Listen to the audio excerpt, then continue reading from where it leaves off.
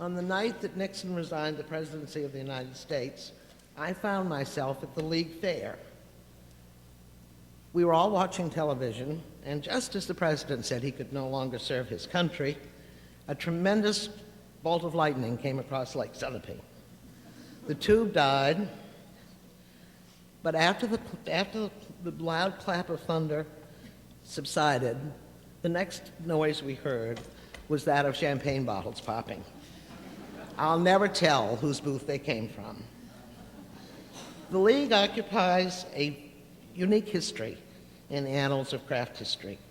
A unique place, in the annals of craft history. Founded in 1932, that's older than ACC. In the midst of the Great Depression, the League was organized to meet the needs of rural home industry community and has inspired and preserved New Hampshire's living craft tradition for more than 6 decades. In 1938, David Campbell was engaged as its director, and under his leadership, the organization grew from the level of a women's exchange to one of good quality contemporary work. Scores of craftspeople who now number among internationally renowned members of our community, and some of them are here tonight, got their start under the auspices of the New Hampshire League.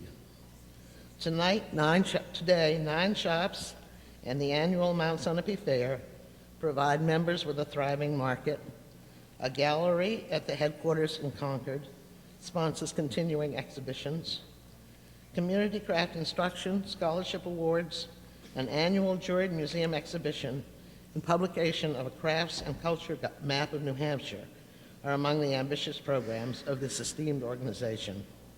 The League's history is intertwined with that of ACC, since David Campbell served on the board of the Handicraft Cooperative League of America, which was ACC's predecessor, and was brought to New York by Mrs. Webb to serve as ACC's top executive from 1955 until his death in 1963. It is fitting and proper that ACC should welcome the League of New Hampshire Craftsmen Foundation into the College of Fellows, and it's my honor to present that award to Mary White.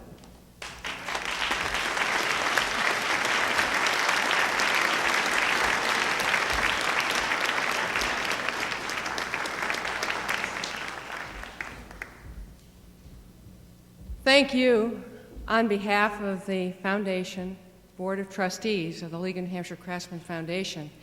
I want you to know it's with great pride and privilege that people back in New Hampshire are saying, we did it, we're there.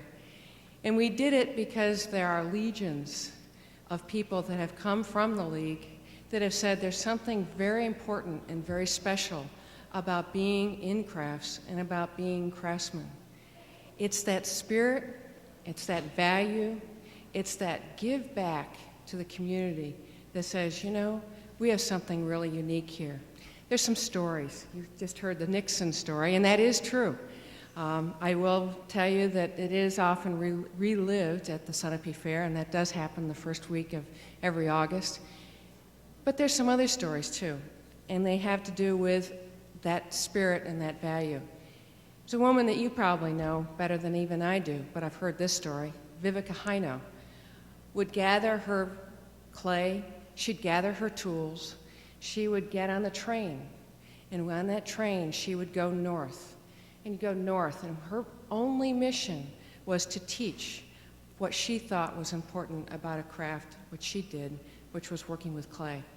She'd get off the train, someone would come to meet her, they'd take her off to the community school or to the community town hall, and then she would get back on that train and she'd go to the next town. So 4 or 5 days she would carry along as sort of an itinerant teacher. This is part of the value. This last week, I visited a group of women that visit every other week.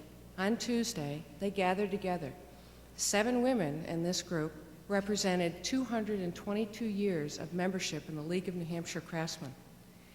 That wasn't the most important thing. They were there to greet their nephews, their nieces, and their grandchildren when they came in off the school bus to say, hi, how are you, sit down, and let's do some work together. That was their craftsmanship. We have a lot to give to each other take every opportunity we can because it's something that's worth giving. And yes, we're going to be here in the next 50 years.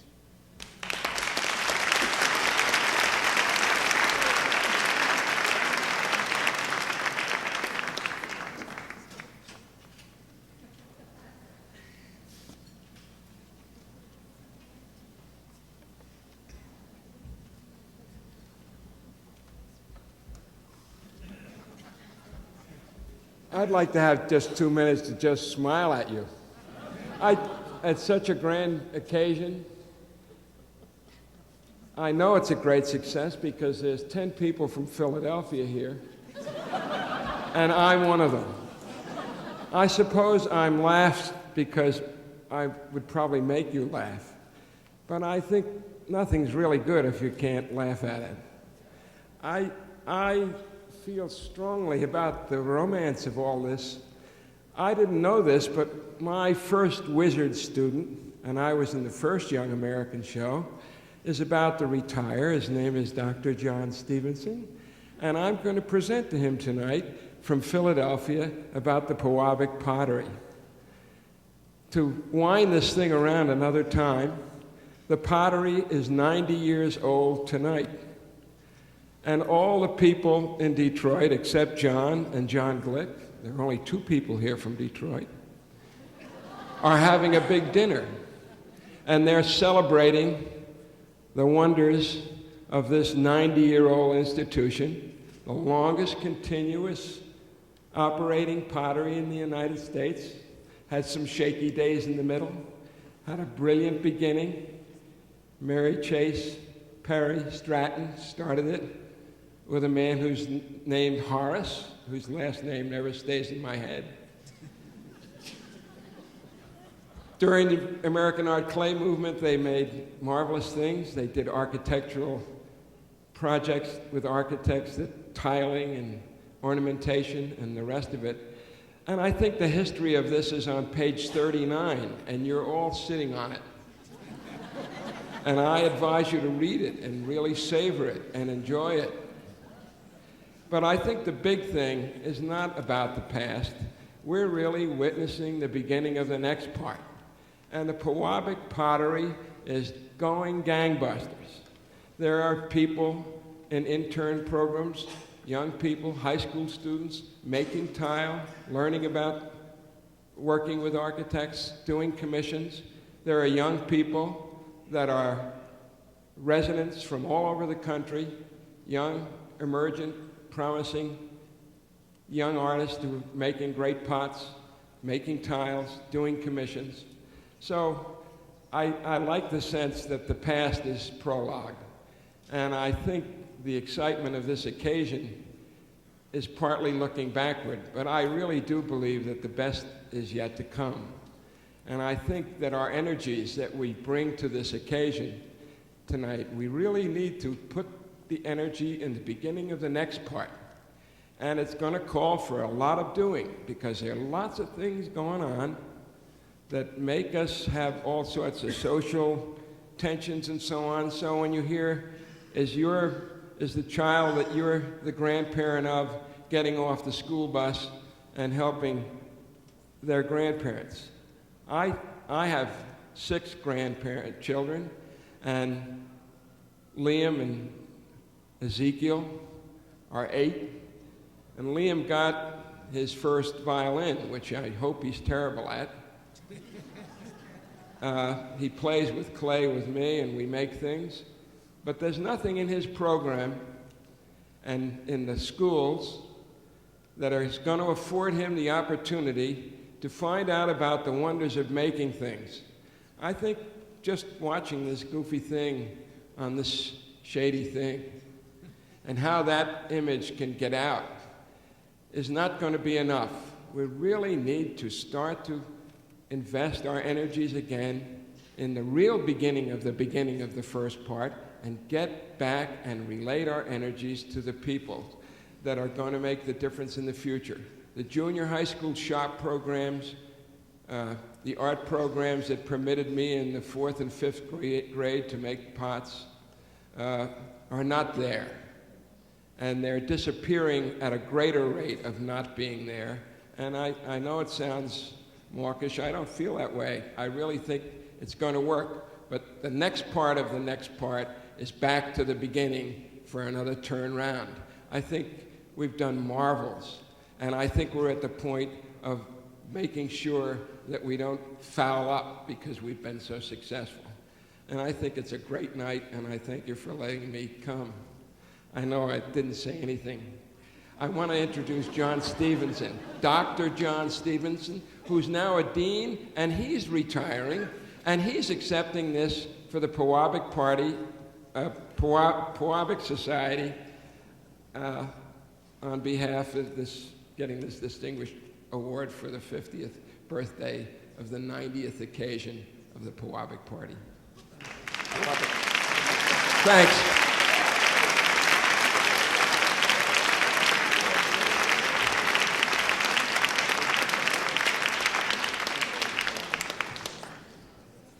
My name is John Stevenson, and Bill continues to be an inspiration for me as he was my last year of undergraduate work. It's hard, I think, for people to see us next to each other and think that I was his student. But I'm certainly very proud to have claimed Bill as the person who really sent me off to work in the area of ceramics, and I've been at the University of Michigan for about the last 35 years. It's a pleasure for me to, as a member of the board of Pewabic, to accept this award on behalf of the other trustees. Our president, Tim Mast, and other board members are having that fundraiser this evening and could not be here. So as you can see, this matter of being selected to serve as the person who receives the award sometimes can be a dirty business. I was, I guess, deemed the poorest fundraiser in the group, so artists aren't often very good at that. I think that in my years as working at the board, on the board of Pewabic, I think that we've tried to answer some of the challenges I think that Bill had indicated. One of the inspiring things that I think that our group has done in Detroit has been to work with the inner city kids and bringing art to them and really having them show what they can do in ceramic tile and showing it at the local Detroit Museum of Art. So it really is a first-class kind of experience. I think one of the things that we've tended to do as an organization is perhaps to look toward the past a little bit. We really can relish the kinds of tiles and things of that sort that really were in vogue during the arts and crafts movement in this country. And so you will find that as part of what we do in production. As a nonprofit, it's rare that a nonprofit actually can make some money and income and employ people, but Pewabic has done that. At the same time, we've also had artists who come in and work, and one of the most notable projects along that line has been the People Mover tile projects, where tile has been installed in the People Mover station in Detroit. So if you're in Detroit and you have an opportunity to ride the People Mover, you have an opportunity to see some of that work. The pottery itself has been recognized as a national building, as a historic landmark. And we've offered classes there. And I think a number of the people, a number of you in the audience who are in clay have had occasion to show your work in the gallery at Pewabic. I think it's well to recognize that as an organization and as a pottery from the turn of the century that we've experienced some of the same kinds of ups and downs in our popularity, similar to Tiffany. And so that I would have to say, as a student at Cranbrook, when I visited the pottery when it was not the society, I was not particularly enamored with Pewabic. But over the years, I think that things have changed, and fashions have a way of changing. So that we're seeing that a lot of the commissions that have been addressed by the workers in the pottery have been on such things as the commissions at the Women's City Club, the Scott Foundation restoration on Belle Isle, and the Michigan Historical Society. We've also had a commission to do a subway station in New York City. I think I would be remiss if I didn't also recognize that Mary Rame is in the audience here, and Mary was the artist in residence at Pewabic for a number of years and served as executive director. And a lot of the inspiration and insight is the result of her stewardship while she was there. I would just like to close by saying that I think that we will strive to answer some of the challenges that I think Bill has set before us. Thank you very much.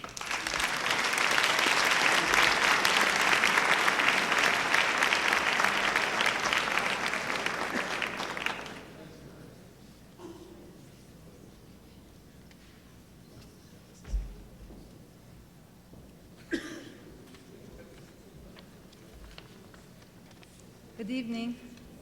I'm Karen Boyd.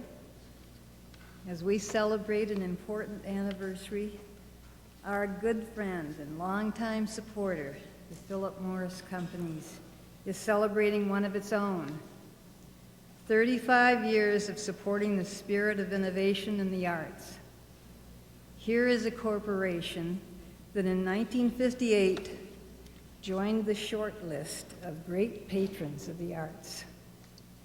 Medicis of our time, whose nurture over the centuries has made possible the rich and varied artistic heritage that now, thanks to the help of such discerning friends, prominently includes the crafts.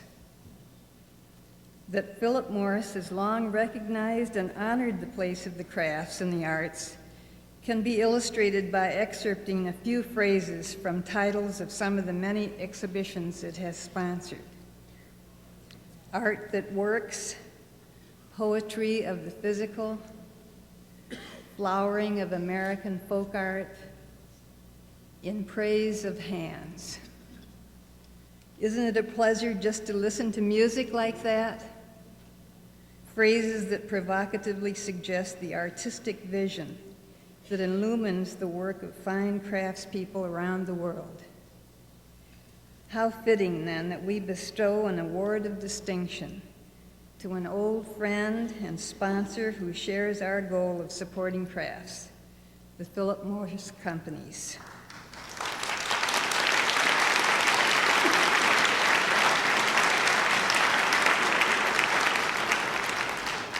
To accept that award, I have the pleasure of presenting Stephanie French, Vice President of Corporate Contributions and Cultural Affairs, and someone who has been very close in her help and response to the crafts and the Craft Museum.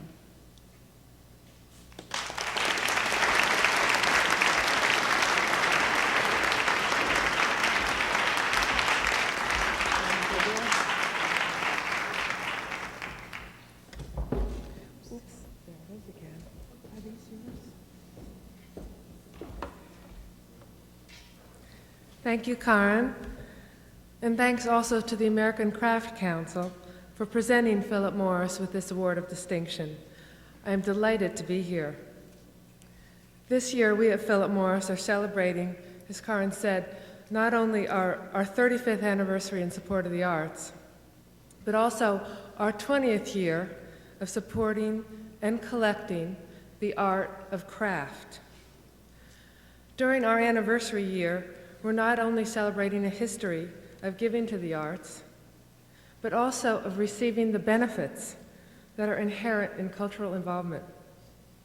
The benefits are many, but one has had a lasting effect. The arts inspire us. Over the past 2 decades, we've sponsored a number of important exhibitions that have examined craft from a wide range of perspectives. Karen has mentioned many of them that we're very proud of: In Praise of Hands, The Artist and the Quilt, which was a unique collaboration that served to join the world of fine arts and quilting, and of course the landmark exhibition Craft Today, Poetry of the Physical, which inaugurated the American Craft Museum in 1986. A version of that exhibition, Craft Today USA, has just finished this year touring 15 cities in Europe. We are pleased to be participating in this Year of American Craft by sponsoring 2 additional exhibitions: Contemporary Crafts and the Sachs Collection, which is organized by the Toledo Museum of Art in Ohio, and also Craft of the Carolinas, organized by the North Carolina Arts Council, the South Carolina Arts Commission, and the Gibb Museum of Art in Charleston. This range of activities demonstrates the strong relationship Philip Morris has had with craft.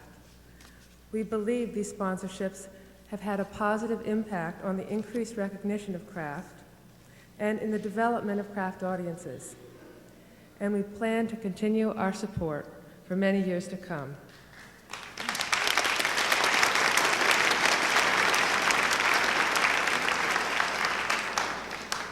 It is truly a special honor to have that commitment recognized by all of you who play such a strong role in the development and the preservation of American craft. Thank you.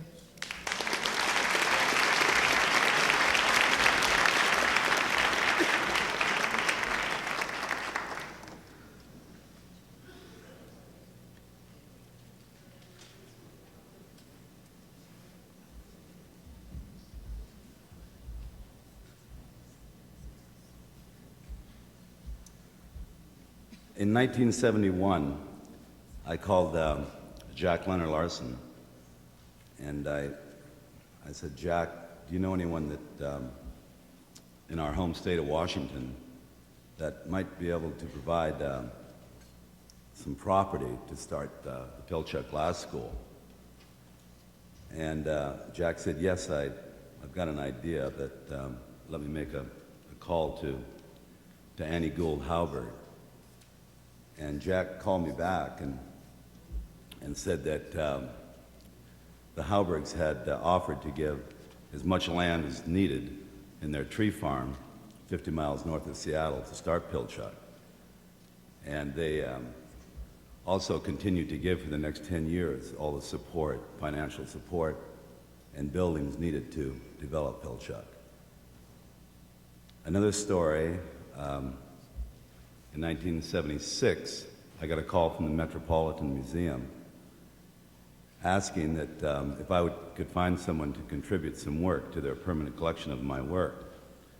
And I called Annie and asked if she would give some pieces that she owned of mine to the Metropolitan Museum, of which she went ahead and donated three pieces of mine, which somehow sticks with me as perhaps one of the most important events in my life. And I don't know how many other craftsmen that Annie has done this for. I suspect hundreds, really, quietly, behind the scenes, supporting us in so many ways. And it gives me a great pleasure tonight and honor to present this Mrs. Webb Award to Annie Gould Hauberg, a truly extraordinary visionary. Annie Gould Hauberg, thank you.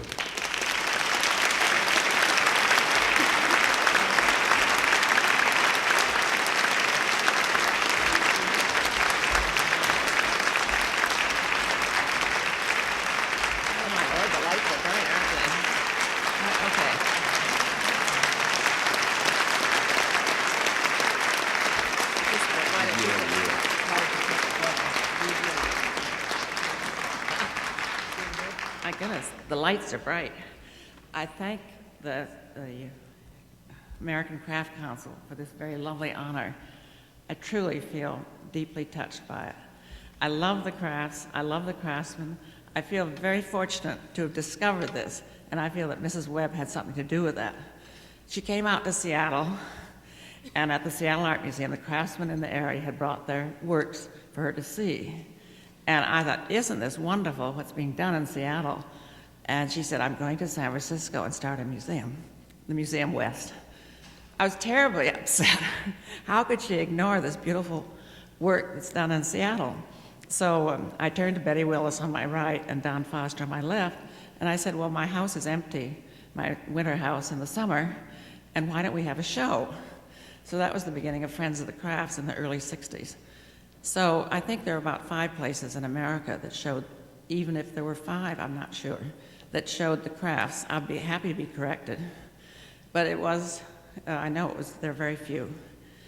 And I wanted to make this a quotation, if I can read in this light, of what this is in the Craft magazine, the story by Rose Slivka. Eileen Osborn Webb was left a fortune by Aunt Grace Dodge, with the charge of spending it all on an ideal she believed in. She told me herself during the Depression, she asked the people in her area, where I'm not sure which house this was at that time, but in the area, to bring in things that they made, and she expected candy and pies. They brought in things that they made. And that was, then it was another long time, till 1943, the American Craft Council, and I didn't get involved until the 60s. And we wouldn't be here tonight if it wasn't for that groundwork that she did. I think she would have loved to have been here tonight. One of the things I noticed at the exhibition out on the Navy Pier, where there's the Australians, and there were people from Holland, and I don't know how many other countries, but it was very dear to her heart, the World Craft Organization, and I don't know what's happened to it. I think it still exists somewhere else. Before my 2 minutes is up, I want to do one thing. I think it'd be very nice to have the people stand who knew Mrs. Webb, because I think that there are many people here that didn't know her, but there are many people here who did. Would that be okay to ask people to stand that knew Mrs. Webb? I'd like.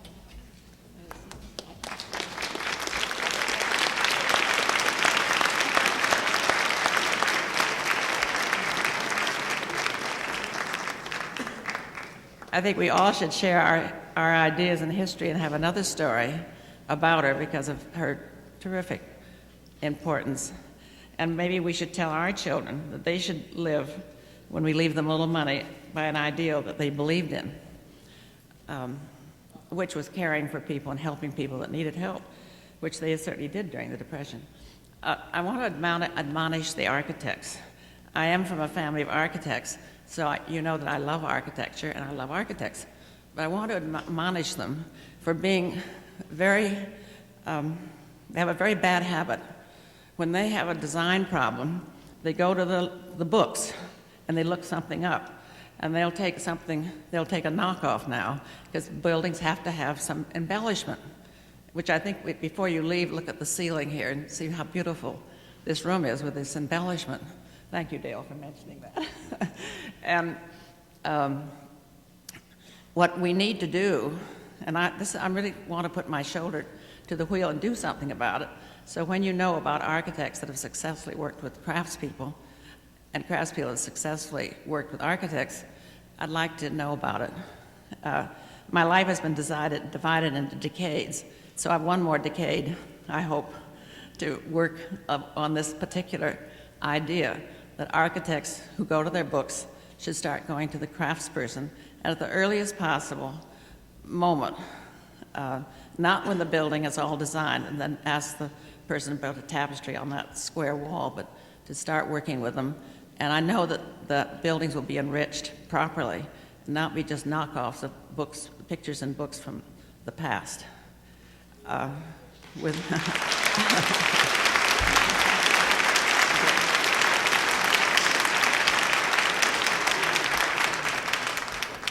Do I have 30 seconds?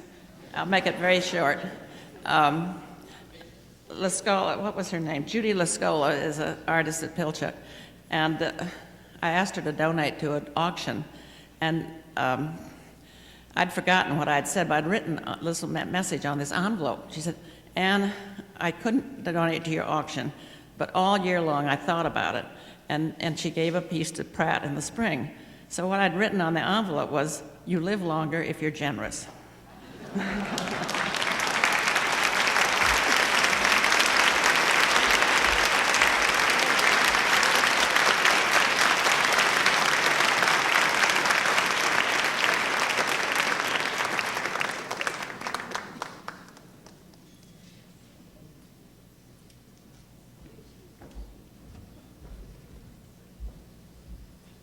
My name is Arlene Fish. It is my very great pleasure to present a gold medal to Alma Eikerman, artist, jeweler, metalsmith, teacher, mentor.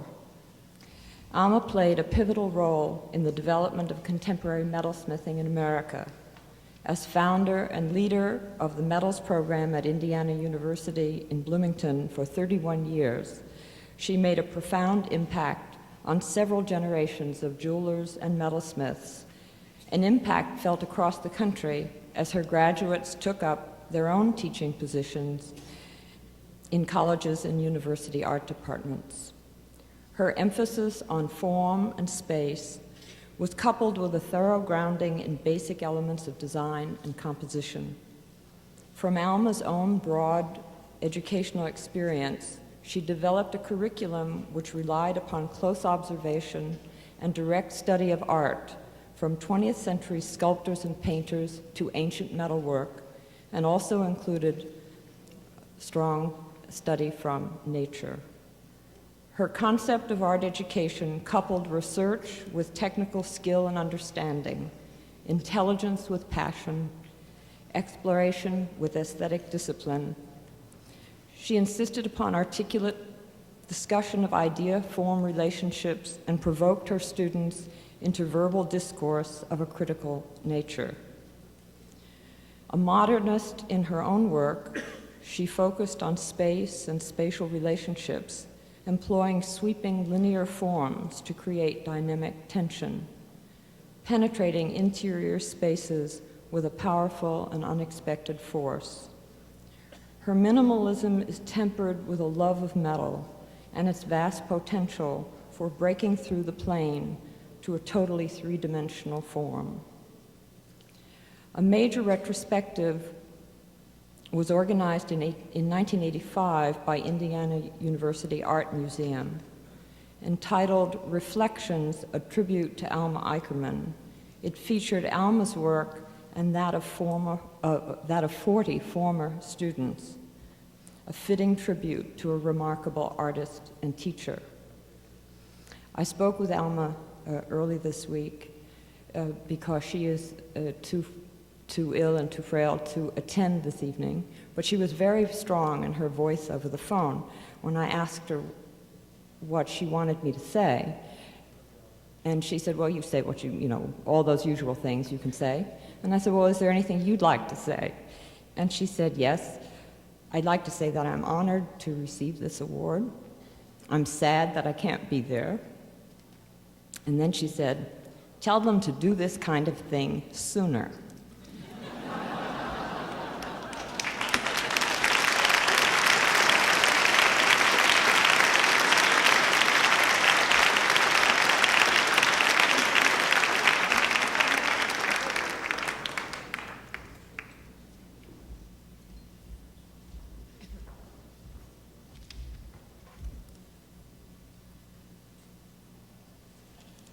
My name is Ruth Kohler, and I'm honored to be able to talk with you about Douglas Morris Howell and to be able to present to him the American Craft Council's Gold Medal for Consummate Craftsmanship. In many ways, Douglas Morse Howell is a kind of unsung hero in the art world. Few artists in this country have so pervasively affected a particular art form or medium, yet Douglas Howell remains relatively unknown in relation to the magnitude of his influence. In 1946, after having worked as a commercial engraver and banker and having served in World War II, Howell set out to engage in papermaking and printmaking in a cold water flat in Greenwich Village. He originally made paper because he could not find commercially available papers whose absorbency and chemical content met his standards for printmaking. But almost immediately, the paper itself intrigued him much more than the printability of its surface. Douglas Howell was in essence the first American artist for whom paper became the medium, not simply a surface upon which to draw, print, or paint. Although Howell continued to support himself and his family as an engraver for another 2 decades, he became totally committed to the creation of 2- and 3-dimensional paper works. In 1951, he even began growing and harvesting his own flax crop. For many years, Howell was virtually alone in the field, but by the early 1960s, he was able to have an apprentice. And in 1962, Lawrence Barker, then head of the printmaking department at Cranbrook, took a papermaking seminar with Howell. As a result of these 2 occurrences, word began to spread, and in fact, Barker later played a major role in the growth of the American papermaking movement. Today, more than 120 universities and art schools have hand papermaking programs. Unfortunately, I think there are too many papermakers today who are unaware of Howell's contributions and his art. Douglas Howell openly shared and collaborated with a wide range of artists. In 1951, Jackson Pollock became one of the first, and thereafter frequently used Howell's papers.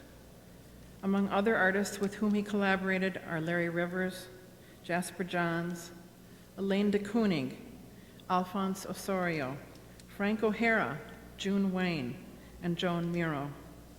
His works are a part of numerous major collections, such as the Victoria and Albert in London, MoMA, the National Museum of American Art in Washington, D.C., the Museum of Fine Arts Boston, the Library of Congress, and the Gutenberg Museum in Germany. His most recent major exhibitions were at the New York Public Library and the American Craft Museum. Douglas Morse Howell very much regrets that he is unable to be with us this evening. However, I'm very pleased to be able to introduce to you 2 of his children who will accept his gold medal for consummate craftsmanship: Elizabeth King and Timothy Howell.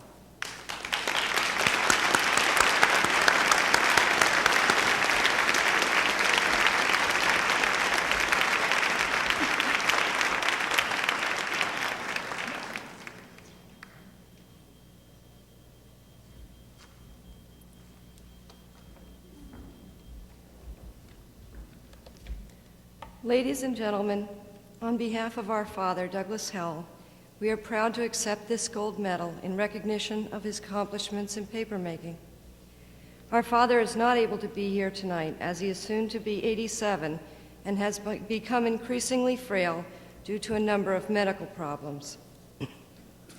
But I can assure you that, were he here, he would express to you his appreciation for this honor, along with a half-hour digression on the history and science of papermaking, the aesthetics of skill, the virtues of geometry, the importance of hand-eye coordination, the wisdom of philosophy, and numerous other themes.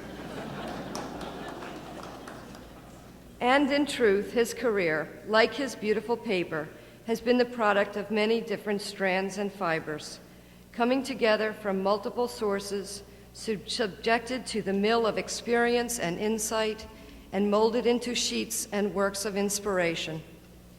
Prior to his work, paper, ubiquitous and commonplace, was appreciated at most and at best as a medium for other art forms. But through the genius of Douglas Howell, paper has become an art form in itself. and through his teaching of others, the art of papermaking has undergone a true renaissance.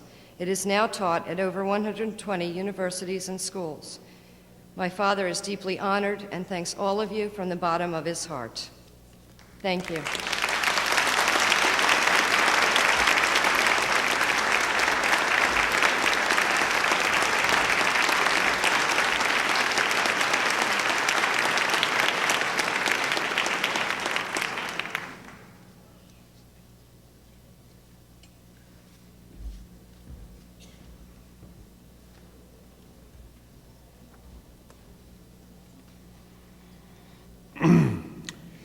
In the middle decades of this century, three weavers changed forever woven fabrics as we know them.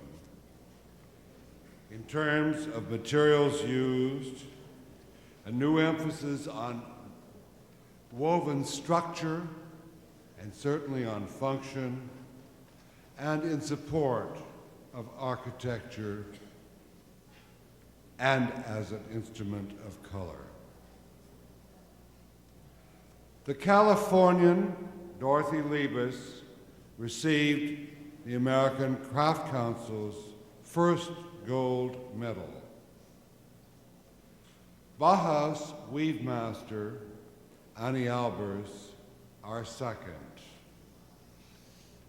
Perhaps because Marianne Strengell always seemed so young, especially to me, her award has been put off until now. As weave master at Cranbrook, in its most formative period, Marianne was den mother to several ACC fellows and the single most important teacher of her time. Finnish-born, daughter of an architect, daughter of an interior architect and weaver, her mother, Marianne was a thoroughgoing professional. She taught us professionalism, and by example. Unlike Maya Gotel in the studio next door, who's managed to spend 16 hours a day with her students, Marianne walked by our studio to her studio, 7 o'clock in the morning, and often was there until late at night. We learned to work hard and long because of her. Her commissions with important architects and furnishing houses are history. I quote from one of her students and gold medalist, Ed Rosbach. Her fabrics do not appear to strive to be interesting or avant-garde or innovative or to carry statements. They are architectural materials. Not quite anonymous, I must say, but there is a humility in the work of Strengell that could inspire us at this time.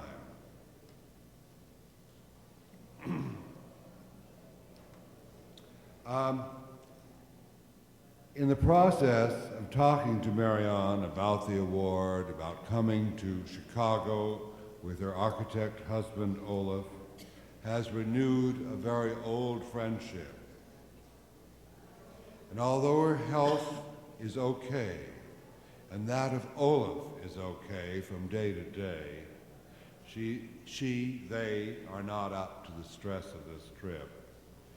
In accepting in absentia, she writes,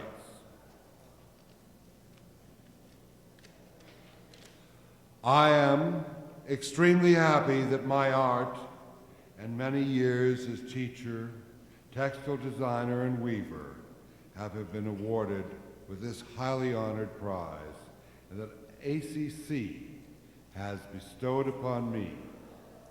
I wish very much I could be in Chicago at this time and with you all.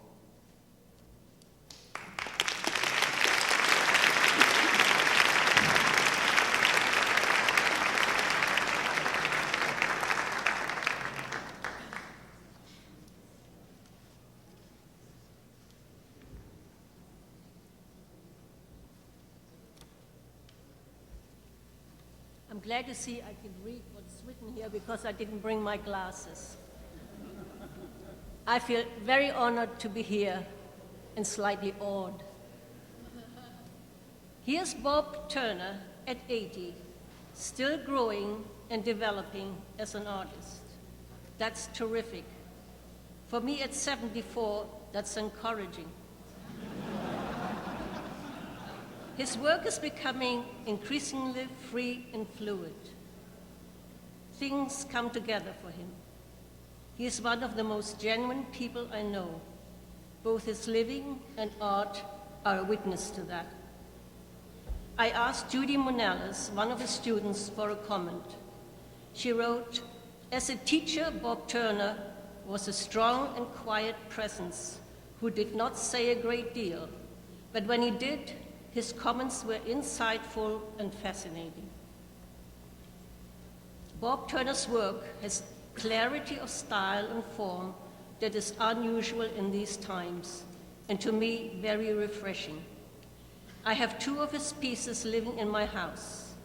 They are satisfying pieces that one does not get tired of. They have a warm and strong presence and great power. I want to end with a closing paragraph of an article that Bob wrote called Born Remembering that appeared in the Studio Potter, June 1982.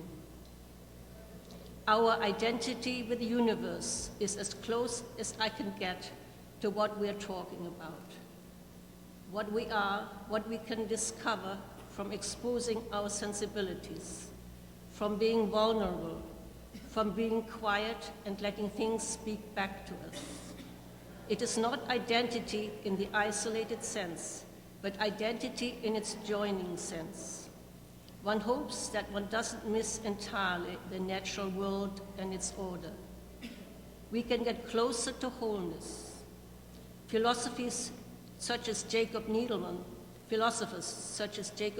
say that perhaps the wholeness of nature can never be seen by human beings who are not themselves whole. Only through wholeness can we understand. And understanding the natural order isn't the accumulation of facts. It is understanding from thought and feelings together. For me, this is the true inner sense of form. How I agree and how well expressed, and I couldn't have said it better.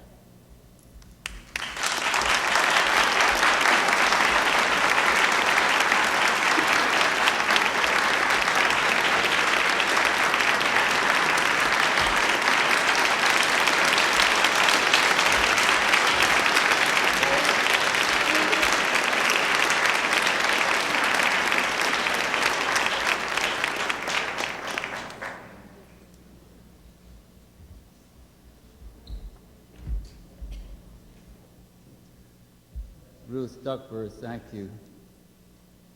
I speak of friend and artist. And my deepest thanks, all who honor us here tonight, honor themselves. And in response, I'd like to make just a few thoughts. First, recognizing that those are great lights up there, recognizing so many that I would thank if I could. One thing I'm grateful for is being fourth in a family, so that I had choices that weren't there for the first in the family. So I could go into reading Chekhov and learning to observe through him and through painting. What I'd like to do is to speak of things in some departure now of the way a maker feels right at this time, perhaps in relation to the many good things we've heard, but certainly in relation to what goes through one's mind today. First, above all, I think we're surrounded by a gratitude and joy. Making is filled with exhilaration and doubt. doubt, and persistence as passions. I think I learned, as many perhaps of us do, I learned afterward best of what the work is about.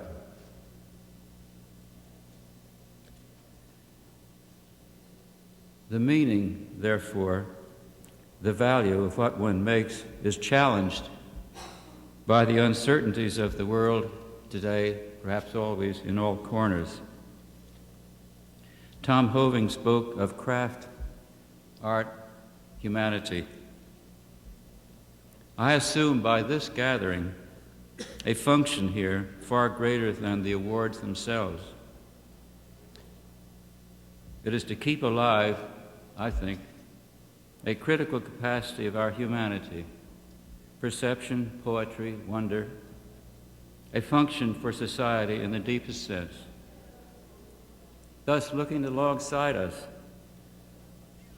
in this world, I pay homage to Susan Sontag, returning to Sarajevo to continue to direct plays with the people there so they can, in her vision, live what is normal in life, retain their values as human beings. Part of each day is finding something unexpected and using that in some way, you never know when. But right now, I would say that this morning, when taking a flight from Rochester, Sue and I saw this Eskimo saying in a ring, large ring around potent sculptures of beings by Bill Stewart. Quote, in the earliest times, this is as I remember it, in the earliest times, people could become animals if they wished. Animals could become human beings. There was no difference. They both spoke the same language. Thank you.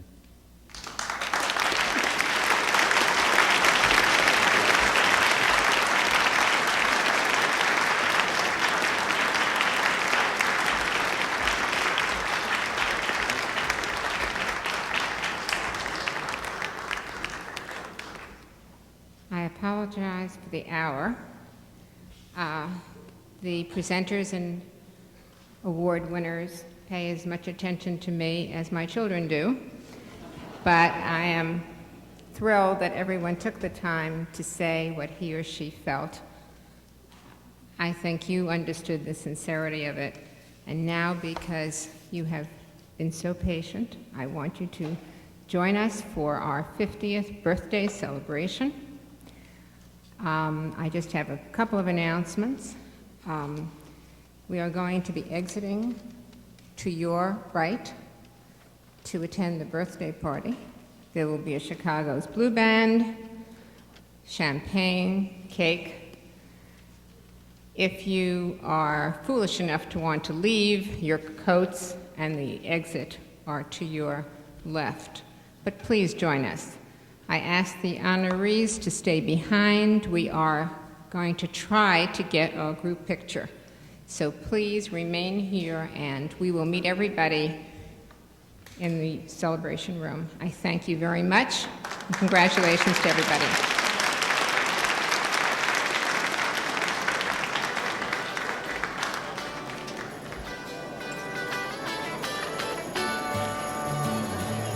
Well, it's all right.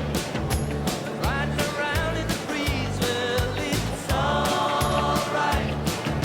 If you live the life you please. Well, it's all right. Doing the best you can. Well, it's all right. As long as you lend a hand. You can sit around and wait for the phone to ring. Waiting for someone to tell you everything. Sit around and wonder what tomorrow will bring. Maybe a diamond ring. Well, it's all right, even if they say you're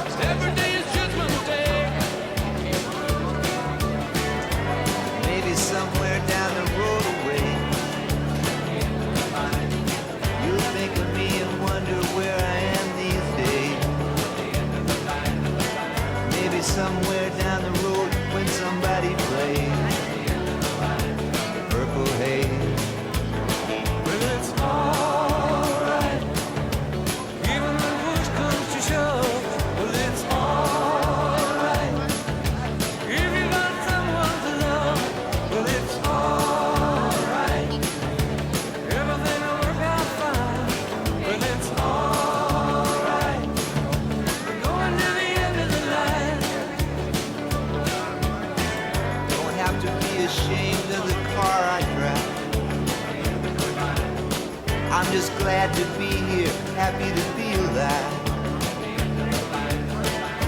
And it don't matter if you're by my side.